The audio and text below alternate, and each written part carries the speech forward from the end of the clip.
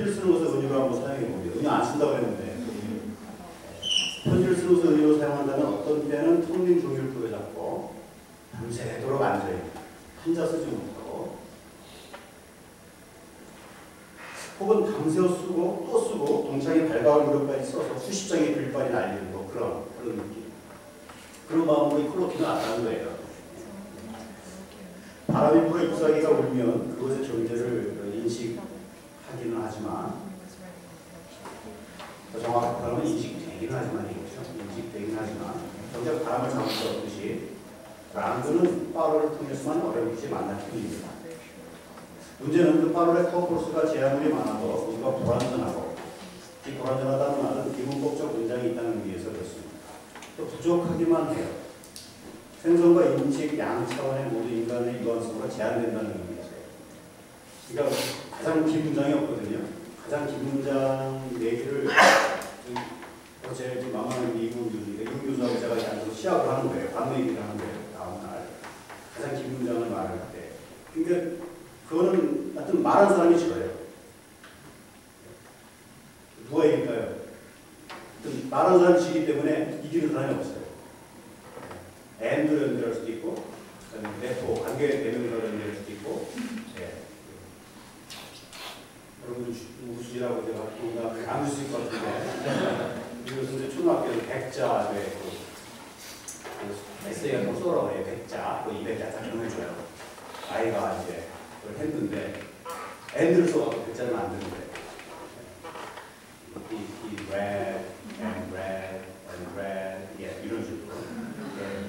몇 분만 지금 예의 이상을 써주시면 사실은 이제 좀 신선하지가 않아요. 언어학교 시간에 하는 얘기이기 때문에. 근데 이게 생성은 무한정할 수 있지만 그거 역시 우리가 이제 졸립잖아요. 저는 뭐 집에 가서 지금 살아있기 때문에 늦게까지 할 수 있는데 그래도 유리해요. 이 박사는 5월의 또 가정사회라는 말이기 때문에 돌아가요. 그걸로 보면 이제 제가 이기는 건데 그런 생성, 그러니까 듣는 인식 양 차원에서 인간이 이걸 쓰는 걸 제한이 됩니다. 그래서 일적인 차원에서 양쪽으로 쓰는 건 부족해요. 코퍼스가 아무리 많아도 불완전하고 부족하기만 하다는 사실이 우리 앞에 분명한 사실로 되어 있습니다. 양자 사이에, 랑과 파로 사이에 소위 그 해석학적 거리가 존재한다고 말할 수 있을 겁니다. 하지만 구현된 파워를 통해서만 랑에 접근할 수 있기 때문에 다른 길은 없어 보여요. 도대체 이 랑은 어디에서 연유하는 것인가? 이게 아르테적 질문이죠. 우리 의식의 표층에 있는 말의 존재 방식으로 랑과 이 랑의 보완된 구현체로서 파워를 양자 사이에 있어서 설명적 타당성은 요원하지만 관찰과 기술적 타당성 차원에서 언어 수행에 두 가지 양상을 말해줍니다. 첫째는 언어의 추적적 양상을 줄 수 있습니다. 원을 그리거나 면을 지닌 도형을 그릴 때는 직선을 그을 때와 다릅니다. 직선은 그냥 쭉 굽는 데인데 원을 그리거나 삼각형 하다못해 도형을 그리면 시작점을 의식을 해야 돼요. 그러니까 전자를 그러니까 원을 그릴 때 이것을 추적적 어떤 양상이라고 봅니다. 전자를 추적적 양상을 지닌다고 말하고 직선을 그릴 때는 단선적 양상을 지니는 거예요. 인간 언어는 그 작동 방식이 있어서 단선적이지 않고 추적적입니다. 예를 들 수 있는 것은 뭐 그냥 굉장히 많이 아주 흔해요. 그래서 그 중에 하나가 명사 대명사, 동사 대동사 이런 게 좋은 관계. 어면 페이민, period 맞추듯이 있고요. 그 다음에 뭐 디셋다. 두 번째 문장의 대명사는 앞문장의 그 명사구 어맨을 반드시 첨부해야 됩니다. 어맨이 이제 선행사가 되는 거죠. 또 다른 문장을 우리말로 영수는 수빈을 사랑한다. 철수도 그렇다. 철수도 그렇다라고 하는 문장은 반드시 앞 문장의 그 내용을 참조해야만 합니다. 아마 그 문장을 얘기 안 하고 철수도 그래. 그러면 이게 굉장히 이제 일종의 그 언어학적 암호미 상태, 암학 상태가 되기 때문에 다음 문장은 조금 이게 좀 하수상한 문장인데 여러분이 잘 적스럽게 해석하시기 바랍니다. 영수는 자신의 아내를 사랑한다. 철수도 그렇다. 이게 이제 strict interpretation, 그러니까 엄격한 해석하고 sloppy interpretation 두 가지가 있어요.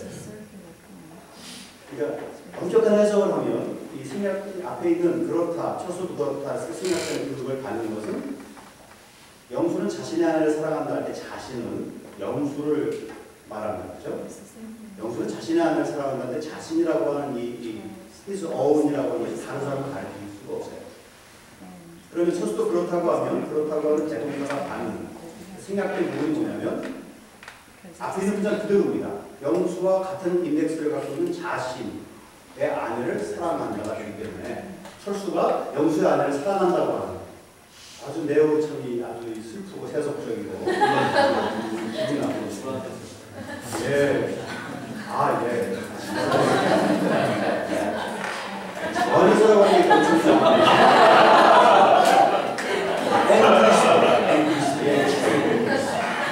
제가 그 위에 감격한 적이 참 있었는데 다시 한번 감격해요. 근데 이 수학적 해석을 하면 his own 그 wife가 his가 영수가 월 영수인데 철수가 되는 거야. 영수도 그래. 예. 여기서 약간 좀 불투명하게 약간 아점앞바다의 해석이 아주 바람직한 거예요. 근데 어쨌거나 두 경우 다 앞문장을 보지요. 그래서 앞문장을 보는 거예요. 계속 뒤를 보는 거예요. 이 전체를 이제 이야기하는 것은 information structure 라고 정보 구조. 기술적인 통사 의미 접근에서는 이 파롤의 자료들 중에 랑게 수렴하는 원리들을 도출해냅니다. 이게 왜 이렇고, 왜 이게 안 되지? 이것들을 이제 설명을 해요. 그게 1950년 이전에 소위 그 에드워드 사피어나 블룸필드 그쪽 구조주의 언어, 미국적인 이야기입니다만 이분들은 설명을 못했어요. 그냥 그렇게 써 이렇게만 얘기했는데 첨스키가 이제 그것을 설명을 해내서 당시에 4학년, 3, 4학년들과 대학원생들을 이렇게 사로잡는 미국 논쟁이 여러분들이 좀 후회를 하시죠.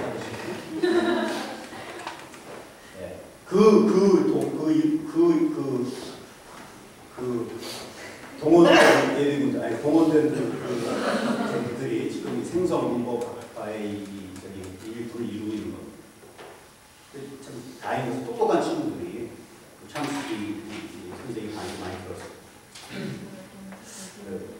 이제 원리들을 도출해. 그걸 이제 말씀을 드리면 여러분은 잡니다. 제가 얘기를 하니까. 제가 그거는 좀 불친절하고 말 그대로 폭력적입니다. 바인딩 티어리, 결속 이론이라든지 생략된 부분의 우리 카버로드라는 게 있어요. 왜 생략의 법칙이라는 거는 영문법에서도 이제 보호용법에서 다루는데 여러분들 늘 그래요. 생략의 법칙을 알려달라는 거예요. 그럼 마치 왜 점심을 굶는 법을 알려달라는 것 같아요. 수업을 째는 법을 가르쳐주세요. How to skip classes 이런 걸 가르쳐달라고. 그냥 땡땡이 치면 되는데 제가 그런 표현 쓰지 말라고 제 아내가 땡땡이 이런 표현 녹음된다고. 그거는 규칙이라는 게 뭐예요? 생략 가능하다고 하는 것은 복원이 가능하면 생략할 수 있는 거거든요. 계속 줄기차게 작년도 재작년도 이번 학기도 생략의 법칙을 좀 천기를 누설해라 이런 식으로 계속 학생들이 질문해. 근데 그 질문 하는 학생들은 요즘 잘하는 학생들이 대부분 질문을 안 하죠. 그래서 그 결속이론, 마이닝 티어리나 그런 어떤 복구 가능성을 따지는 설명도 그런 원리들, 프린시플들이 설명이 됩니다. 설명이 된다는 거죠. 근데 그 설명은 아르케에 대한 아르케를 목말라 하는 저의 목마름 또 많은 우리 동역자들의 그 목마름을 해결시키지 못해요. 피상주의. 그러니까 그 자체가 아무것도 아니라는 게 아니라 사실은 그 랑그의 기원이 어디냐라고 하는 것에 대한 잠정적인 목을 출근이에요. 랑그에 대한 질문의 답이 아닙니다. 문제는 여기서 한 가지가 볼 수 있는 것은 이런 언어학적, 형사적 원리들을 우리가 의식적으로 학습하지 않고 또 유추, 애널로지를 통해서 포착할 수 없다는 데 있어요. 지금 문장은 되게 쉬워서 유추도 가능할 것 같은데 훨씬 복잡한 문장을 그 원어민 아이들이 6세, 킨드 같은 있는 아이에게 물어보면 아이들이 그 문장이 비문법적 문장인지 문법적 문장인지 아니면 분명히 예를 들면 시가 누구를 가리키는지 또 영수는 자신의 아내를 사랑한다, 철수도 그렇다 할 때 그렇다가 누군지를 알아요. 백헌 유치원 그 김준엽 어린이도 알아요. 예. 이게 근데 이걸 학습한 적이 없거든요. 근데 다 안다는 거예요. 플라톤의 문제와 다 알죠. 그 플라톤의 문제하고 랑그와 파롤 사이의 그 굉장한 어떤 그 해석학적 거리, 네, 그 사이에 우리가 중간에 서서 이런 질문을 묻고 되는 것들이 무의미한 그냥 언어 게임만 아니다. 하나만 더 하고 정무세, 네, 정무세 빨리 애국 호출을 해야 될 것 같아요. 두 번째는 언어의 구조적인 안상입니다. 현 존재 가상을 문자체로 인식하지 않고 인식할 수 없고 두 가지가 다 된다는 인식할 수 없고 인식하지도 않습니다.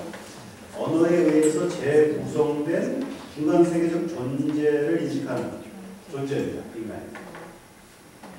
그러니까 언어를 통해서 재구성된 그 표상을 통해서 물 자체를 볼 수밖에 없는 혹은 그렇게 보도록 지어진 보도록 그렇게 정해졌다고 하면 너무 좀 결정문 같고요. 그냥 그 존재 양식으로서 그렇게 되어 있어요.